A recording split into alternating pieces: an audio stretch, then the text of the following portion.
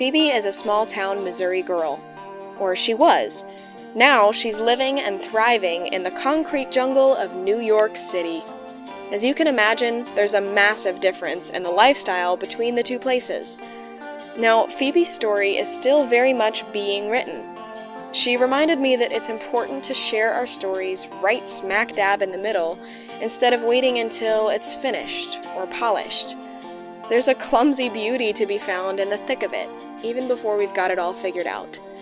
She talks about the scariness of a big transition, the pressure to succeed, and the unexpected camaraderie she found through life in the big city. Listen in.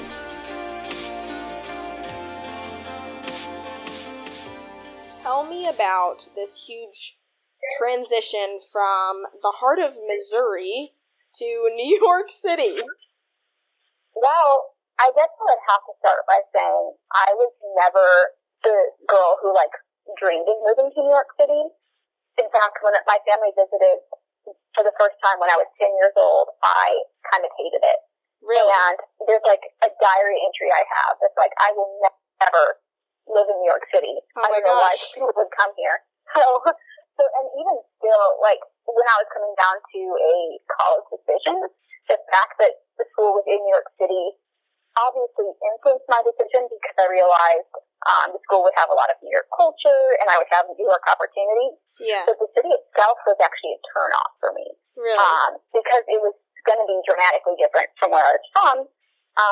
Being from rural Missouri, and it was just going to be a culture shock. So having that attitude, I think I had a pretty low bar for what the city was going to be. And I expected to not love it. I expected to get tired of it. I expected to get exhausted. And I also expected everything to be a total culture shock. Yeah. And coming in, I didn't expect anything to be the same like it was in Missouri. And actually, I think that attitude has been probably more of a help than a hindrance, just because, I didn't experience culture shock because I expected everything to be different. Yeah. So, navigating the subway and everything became easier because I almost felt like I was in a foreign country. And Yes. so I didn't try to relate anything back to Missouri where I had to drive 45 minutes down country roads to get to school. I was taking a 15-minute subway with 100 other people. And so, I guess I just kind of absorbed the culture shock and just dove right into it. Yeah. And that helped a lot. At the same time, something I've noticed as I'm still going through the transition process, because I've been here for maybe 5 months, is that I had a really hard time letting myself feel at home here because I had just so convinced myself that I wouldn't like it. Yeah. And so I can even admit, okay, there were things I liked, but I still kind of harbored this idea that I would never feel at home here, Right. that this was completely different than back home, and even just this semester, so the month I've been here, since Christmas break, I've kind of opened up my eyes to a little bit different side of it and thought oh, there is a neighborhood here, and I do kind of feel at home in certain pockets of the city, or I can look around and recognize things, and it can feel home-like, and just giving myself the freedom to feel that has been a big part of the transition. Yeah, so do you think what was keeping you from feeling that was just that you were so set in your expectation, or were you kind of afraid to actually settle in and let somewhere else feel like home when it's so far away? It's probably a mix. I definitely didn't want to be the person who came to New York City and settled, because looking at it from Missouri, it just seemed like such an intimidating, heartless place with nothing but concrete, and that's not what I ever had imagined for myself. Yeah. And I can be pretty stubborn about my goals and dreams. So once I stick to something, I usually stick to it. So I wasn't going to live in New York City. And even when I was literally moving to the city, I think my mind was still saying, no, that's not ever what you thought about yourself. So don't move to New York City. Yeah. So I prevented my heart from moving to the city. Yeah. So definitely some of it was just stubbornness. And I think some of it was fear too. Mm-hmm. Like, what'll happen if I get sucked into the city and I stay there? I think there was just this kind of dread that I would change maybe who I was, or kind of lose touch with my Missouri roots or something like that, that I would lose part of myself to the city. And so I just hesitated. Mm-hmm. I think a lot of people have a pretty negative view of New York City. So what of that perception has surprised you, either by being accurate or by being different than what you expected to find? Yeah. Well, I think I didn't want to believe that was a belief the Midwest has, if that makes sense. Like, I thought we were just being really perceptive, and that wasn't like a prejudice we had, that was the truth, and everybody else was wrong about it. Yeah. And I didn't realize how much my mindset had changed until I actually went home from Christmas break. And I had someone come up to me and they're like, "Has New York ruined you yet?" Yeah. And I was kind of like, "Wait, what did you just say? Like, why would the city ruin me?" And that's when I realized, like, oh, we do have a pretty negative impression of the city. I think we have identified a lot of things that are true. So yeah, there's a lot of concrete, there's a lot of buildings, there's a lot of people, everyone moves fast, no one really pays attention to you, you don't stop and talk to people. All that is true. Yeah. However, it's not negative. Once you understand the culture here, it doesn't seem like rude or unfriendly or anything like that as we interpret it in the Midwest. It's genuinely just a different culture. And part of it is just a survival culture, which in Missouri is hard to understand. But here, you pass by thousands of people every day. You can't stop and have sympathy for everyone. And there's not a lot of small talk. Yeah. You try to, establish your own privacy where you can, because everything is so cramped and crowded. So eventually you just learn to shut yourself off from strangers. And there's kind of a camaraderie in that I never understood until I joined it. And there's just this kind of understanding that when you get on the subway, people will move out of your way. You don't have to apologize. You just kind of join. And there's almost like a hospitality in that, where in Missouri, the polite thing to do is, like, if you see someone at Aldi, you stop and you talk for 30 minutes. Or, if I cut someone off in traffic, I always, like, wave my hand up and then, like, say, "I'm sorry," something like that, where that's just not the culture here. And it's not because it's rude, it's just different. So I think that perception that Midwesterners have of New York City is based on accurate observations, but I think we just interpret them differently because we're a different culture. Yeah, it's funny because how you mentioned people stop out in the Midwest and Aldi when you bump into someone and talk for 30 minutes.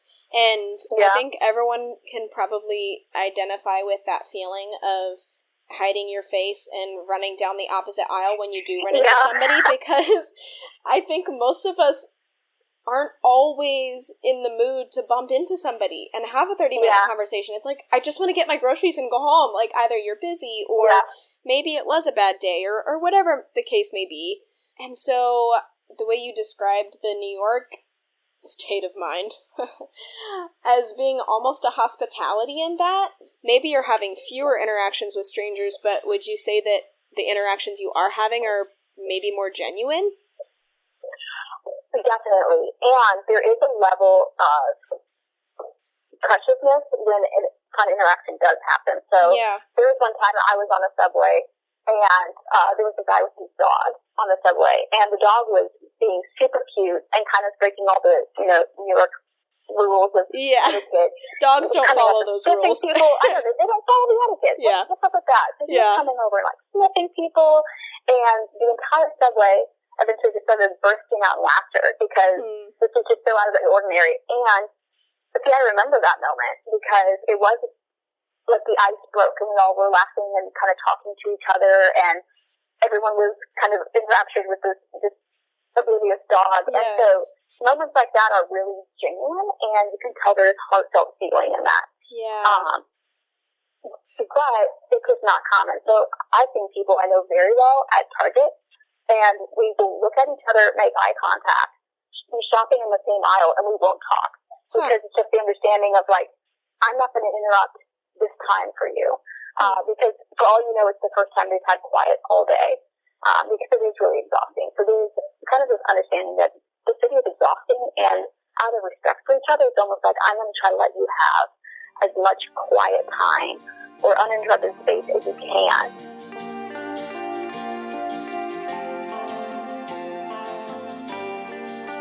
Okay, so if you really weren't going to school for New York City, what was the deciding factor in choosing that school? Well, for the long time, I was pretty convinced that I was going to go to a big school and study engineering. And summer of 2017, I flipped on a dime. There was one day where I really thought that's what I wanted to do, and I kind of went, is it? And within 7 days, I pretty much made up in my mind that that's not what I was going to do. And so I explored it a little more. It took longer for me to communicate it, like my parents and everyone else. But I had pretty much decided, like, I was not going to study engineering at a big school anymore. I wanted humanities. I wanted liberal arts. I wanted a classical education. And I wanted a tight community. I started thinking about how much I loved, like, business and organization and spreadsheets, by golly. So I was looking around and I realized, like, I want to study finance or something business related. And lo and behold, here was this tiny Christian classical college that had a finance program. And I saw it was in New York, and I swallowed hard and kept looking at it. So I think in the end, it just made sense for me. Yeah. So I visited, and I just felt like I really made sense in the community. And I think we're all quirky. We all have our oddities. But when you find a place that just makes sense for you, and you don't have to feel like you apologize for any of that, that just kind of clicks. And so it felt like home when I visited. Yeah. And logistically, it made sense. And so it was kind of an obvious choice. So what was the scariest part of making that decision for you? Once it clicked, was it just, okay, that's all there, I'm all in, I feel at peace, or was there still some terror wrapped up in there? I was terrified. Yeah. Undoubtedly. And once again, I made my decision, and it took me a while to say it out loud, because then it just felt finalized. And so I think when I sat down with my parents and said, like, I've chosen a college, I think I was bawling. Because it was so scary to, like, say those words out loud and have this be a decision I was basically putting my name to and taking responsibility for. And so a lot of it was just like, I am committing a good chunk of my life. And if I made the wrong decision, like, who knows what'll happen to who I am.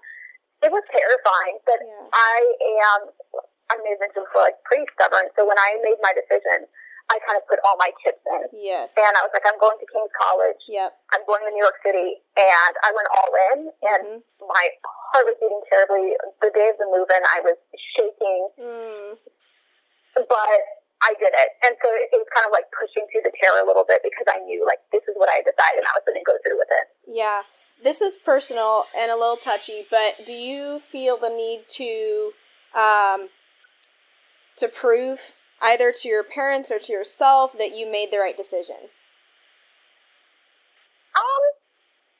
I think so.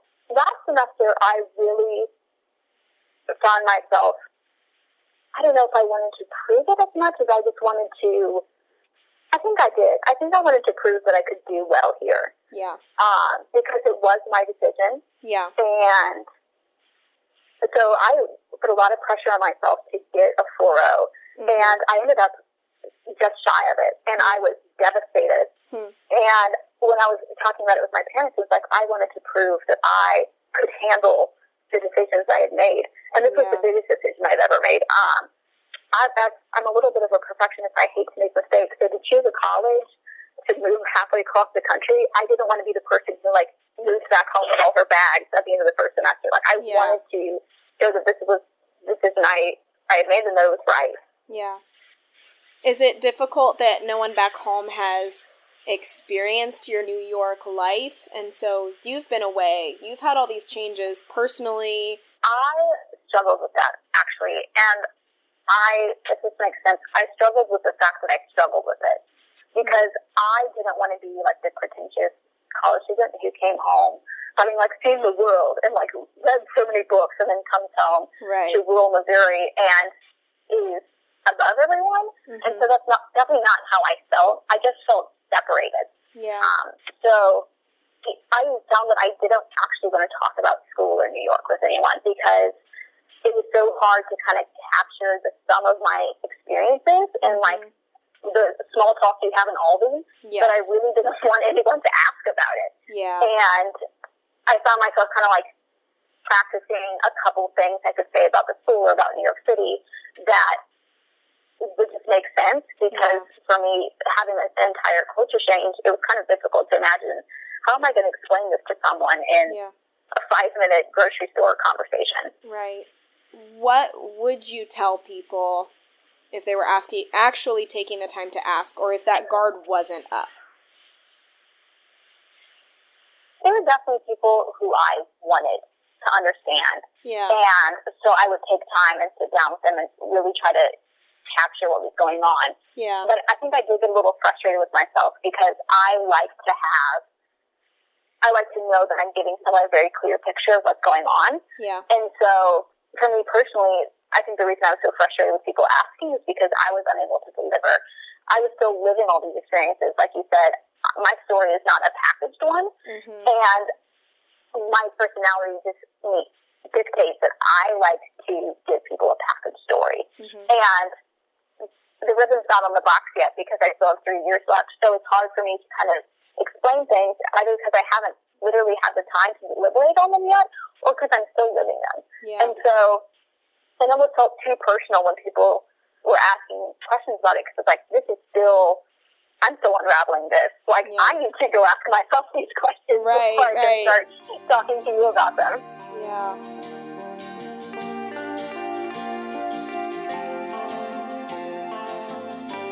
Childhood Phoebe. Yeah. Before New York. Phoebe's backstory. Well, I mean, baby Phoebe loved music. I have a memory, though, of when I was 2 and a half, and I had this play guitar, and I was standing actually behind the couch. I think for security issues, I just felt more safe there, but I was standing behind the couch playing guitar, and I thought, like, I am really like that one singer I like. Yeah. Who's this folk artist, and I thought, man, I am good. And a 2-year-old. But I had this image in my mind of like, man, I'm good.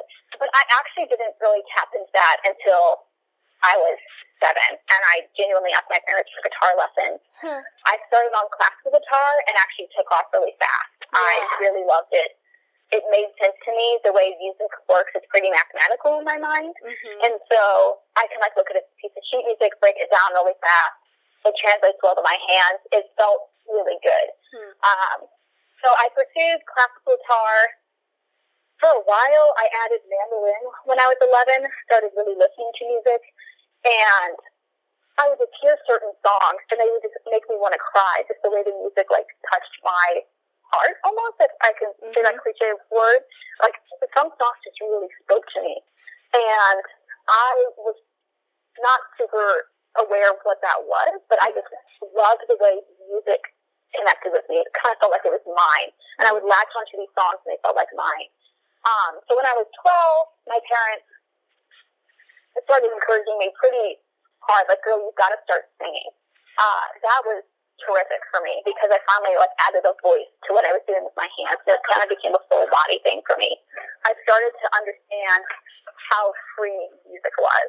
And so I started writing, like, good songs that I actually liked. Because before, you kind of write songs and you're just playing around or practicing, but I would never play them in front of everyone. But I started playing songs that I would, like, write down and keep for myself. I started understanding why certain songs spoke to me. I could follow the chord progression that kind of just swelled and reminded me of places and times I had been. And so when I started writing stuff, I found that that's what I really loved to, like, express myself that way.